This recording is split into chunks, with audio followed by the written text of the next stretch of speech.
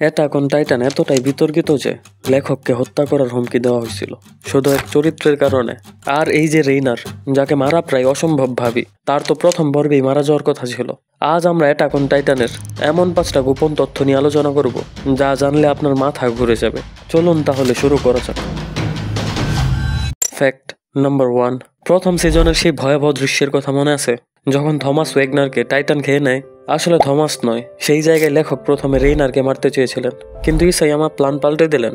কারণ রেইনারের ভেতরের লড়াই, সে কি বন্ধু এরেনের পক্ষে থাকা সৈনিক নাকি মার্লের যোদ্ধা? এই দ্বন্দ্বই গল্পকে অনেক গভীরে নিয়ে যায়। সে যদি গল্পের শুরুতেই মারা যেত তাহলে অ্যাটাক অন টাইটানের অন্যতম সেরা প্লট টুইস্ট আসতো না।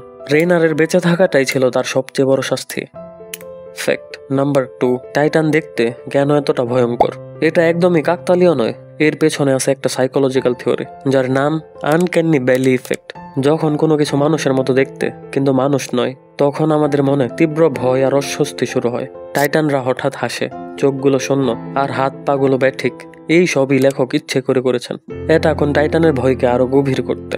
একটা মজার কথা, ভলিউম 10 এ টাওয়ার সিন আঁকার পর লেখক নিজে তার আঁকা টাইটানকে দেখে ভয় পেয়েছিলেন।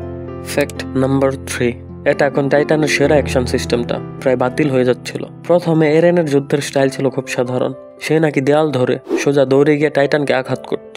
কিন্তু লেখকের মনে হয় এতে কোনো গতি বা উত্তেজনা নেই, তাই তিনি এটা পুরো বাদ দেন। বদলে এলো সেই দারুণ ওডিএম, আকাশে ওরা দ্রুত ঘোরা, হাওয়ায় সুইং করা। এটাই তো অ্যাটাক অন টাইটানের signature action. Fact number 4, Dot Pixis চরিত্রটাকে দেখতে একটা ঐতিহাসিক চরিত্রের মতো লাগে না? হ্যাঁ, তিনি নাকি জাপানের এক জেনারেল আকিয়ামা ইয়োশিফুরের উপর ভিত্তি করে তৈরি। এতেই শুরু হয় বিশাল বিতর্ক অনেক দেশের, বিশেষ করে কোরিয়ার দর্শকদের কাছে।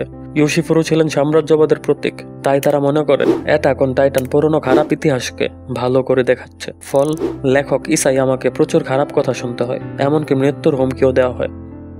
ফ্যাক্ট নাম্বার 5, ক্যাপ্টেন লেভাইয়ের আসল মানবিক দিকটা অ্যানিমেতে দেখানো হয়নি।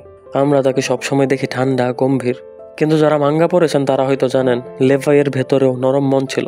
মাঙ্গায় সে মাঝে মধ্যে হালকা হাসতো, মজাও করত, কিন্তু অ্যানিমেতে এই দৃশ্যগুলো রাখা হয়নি বা দেখানো হয়েছে খুব কম।